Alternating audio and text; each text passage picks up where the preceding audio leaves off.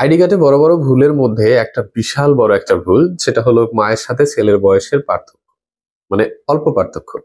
অর্থাৎ কেউ কেউ কমেন্ট করেন আমাকে, কেউ কেউ ইনবক্সে নক করে বলেন যে ভাই আমার মায়ের থেকে আমি 4 বছরের ছোট, কাগজপত্রে এটা এখন আমি কিভাবে কি করব, বয়সটা একটু বাড়াইতে হবে মায়ের অথবা আমার কমাইতে হবে, অথবা মায়ের থেকে 10 বছরের ছোট, মায়ের থেকে 10-15 বছরের ছোট, এটাও তো কেমন দেখায়। যাই হোক, যারা পুরাতন মানুষ তারা অল্প বয়সে বিয়ে হইতো, সেই ক্ষেত্রে আলাদা হিসাব। কিন্তু এখন বর্তমান সময়ে দেখা যায় মায়ের থেকে 10 বছরের ছোট হইলে এটা কি মানানসই? 5 বছরের ছোট হইলে কি মানানসই? কারো বা 2-3 বছরের ছোট, এটাও তো একদম বেমানান।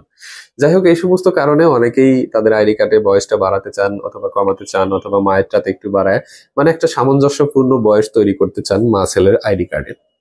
তো এখন কথাটি হচ্ছে, এইটা করতে গিয়ে অনেক বিপদে পড়তেছেন আপনারা। ঠিক বলছি তো? অনেক বিপদে পড়ছেন, অনেকবার ট্রাই করছেন, অনেকবার আবেদন করছেন, শুধু রিজেক্ট হয় রিজেক্ট হয়। এখন কথাটি হচ্ছে যে আমরা আইডি কার্ড থেকে যে কোনো কিছু করতে পারবো। হ্যাঁ, অবশ্যই করতে পারবো, রুলস এর মধ্যে থাকতে হবে। মায়ের থেকে ছেলের বয়সের যদি এরকম সমস্যা হয়, সেটা ঠিক করা যাবে, ঠিক করা যাবে না এমন না, কিন্তু আমাদের স্টেপ বাই স্টেপ আগাতে হবে। আমি যদি হুট করে বলি আমাকে করে দেন, সেটা কিসের ভিত্তিতে দিবে? এখন সরকারি যে সকল কাগজপত্র হয় সেটা হচ্ছে সাক্ষ্য প্রমাণের ভিত্তিতে। আচ্ছা, সাক্ষ্য প্রমাণ বলতে আপনি যদি একটা কাগজও সংশোধন চান, সেটি প্রমাণের ভিত্তিতে। এখানে নয় সাক্ষ্য লাগলো না, কিছু কিছু ক্ষেত্রে কিন্তু সাক্ষ্য লাগে, তদন্ত রিপোর্ট, শুনানি, এটা স্বাক্ষর থেকে কিন্তু কোনো কিছু কম নয়। যাই হোক, আপনি যখন একটা সংশোধন চাইবেন তখন তো আপনাকে বলতে হবে যে আমার এই কাগজের সাথে মিলতেছে না, আমি এই জন্য সংশোধন চাই। যে কোনো একটা ডকুমেন্টস দিয়ে আপনাকে প্রমাণ করতে হবে। মুখের কথা তো এখন একটা, 10 মিনিট পর আরেকটা বলতে পারেন, 15 মিনিট পর আরেকটা বলতে পারেন। অনেকেই বলেন যে ভাই আমার বয়স কম হয়েছে, আমি বলতেছি, এটাই কি যথেষ্ট না? এর আবার কাগজপত্র কিসের, এত প্রমাণপত্র কিসের? ঠিক আছে আপনার কথা, কিন্তু মুখে আপনি এখন বললেন আমার 10 বছর বয়স কম, কিছুক্ষণ পর অন্যান্য কাগজের সাথে মিলিয়ে দেখলেন না না, 10 বছর তো কম না, 10 বছর বেশি।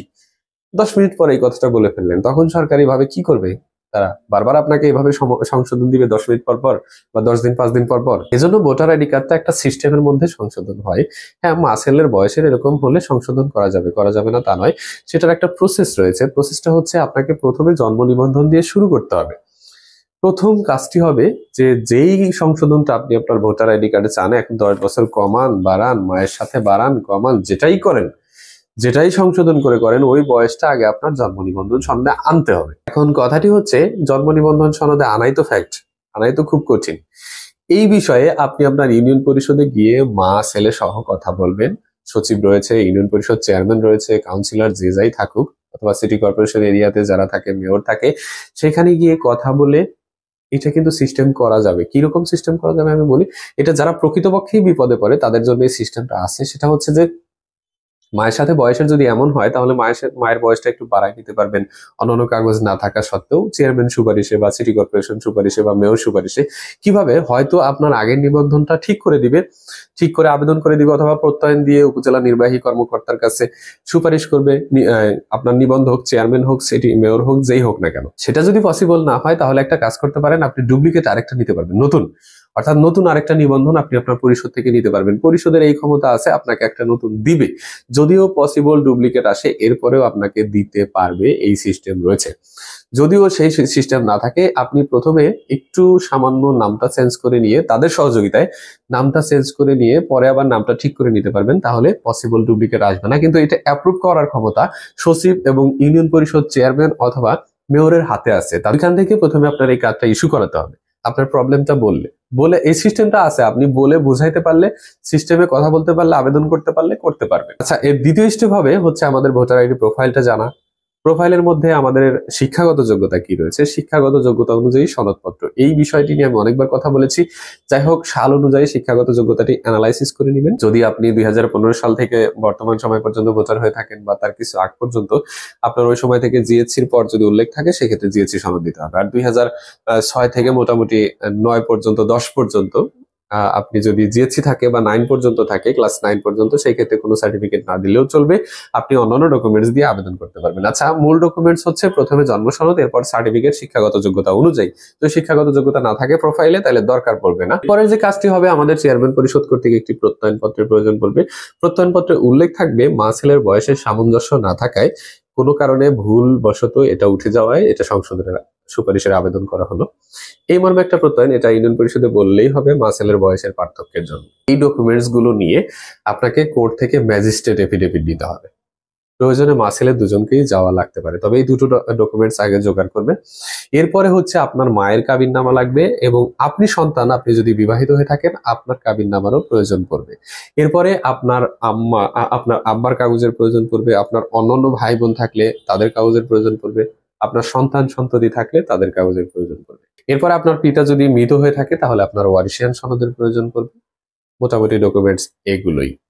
এর থেকে যদি আপনার আরো অতিরিক্ত ডকুমেন্টস থাকে, কোনো চাকরি বা জব আইডি বা জব রেজিস্ট্রি বই বা এমপিও, পেজীবী হলে চাকরির যে কোনো রেজিস্ট্রি বা প্রমাণপত্র বা যা কিছু আপনি, বা চাকরির ওই অফিস থেকে একটা প্রত্যয়নপত্র নিয়ে আপনি ব্যবহার করতে পারবেন, অথবা রেজিস্ট্রি বইয়ের কপিও আপনি ব্যবহার করতে পারবেন। এরপর যদি আপনার ড্রাইভিং লাইসেন্স, পাসপোর্ট, ইটিসি অন্যান্য ডকুমেন্টস, ভ্যালিড ডকুমেন্ট যদি থাকে সেগুলো আপনি ব্যবহার করতে পারবেন। অন্যান্য ডিগ্রি ডকুমেন্ট, সার্টিফিকেট এগুলো আপনি ব্যবহার করতে পারবেন। আচ্ছা, এই ডকুমেন্টস গুলো জোগাড় করার পরে আপনার লাস্ট স্টেপ হবে হচ্ছে সিভিল সার্জন কর্তৃক রেডিওলজিক্যাল রিপোর্ট।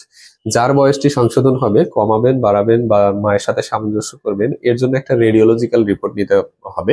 এটা কোথা থেকে নিতে হয়? সিভিল সার্জন কর্তৃক, অর্থাৎ আপনার জেলা প্রশাসকের থেকে নিতে হবে। জেলা প্রশাসক অফিসে যোগাযোগ করলে সেখানে আপনারা পদ্ধতি পেয়ে যাবেন, অথবা উকিলের সাথে কথা বললে আপনারা নিতে পারবেন। আচ্ছা, এখানে প্রয়োজন অনুযায়ী তদন্ত রিপোর্টেরও প্রয়োজন পড়বে।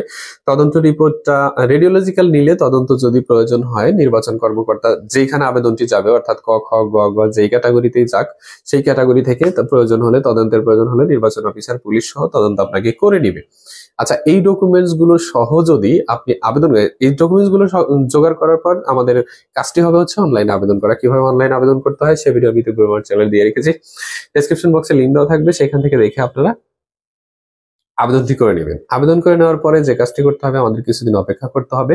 অপেক্ষা বলতে 1 মাস অপেক্ষা করবেন। তারপরে আপনারা ক্যাটাগরি জেনে নেবেন। ক্যাটাগরি জেনে নেওয়ার পরে সেই অফিসে এই সকল মূল ডকুমেন্ট সহ এক সেট ফটোকপি, আবেদন কপি সহ নিয়ে জমা করে আসবেন এবং সাক্ষাৎ করে আসবেন। সাক্ষাতে যাওয়ার পরে উনি যদি বলেন যে আপনার মাকে নিয়ে যেতে হবে, জীবিত থাকে, তাহলে মাকে নিয়ে যাবে।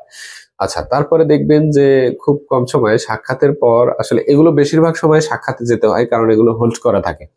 হোল্ড করা থাকলে যে অফিসে থাকে সেই অফিসে সাক্ষাতের জন্য হোল্ড করা থাকে। আপনারা অবশ্যই সাক্ষাতে যাবেন। 1 মাস 1.5 মাস পরে এমনি যেই ক্যাটাগরি জানবেন সেই ক্যাটাগরিতে দেখা করতে চাবেন যে আমার এই আবেদনটা এভাবে পড়ে আছে। তারা আপনাকে প্রশ্ন জিজ্ঞাসা যেটাই করুক সঠিক সুন্দর উত্তর দিবেন। আপনাকে বায়োলজিক্যালি দেখবে।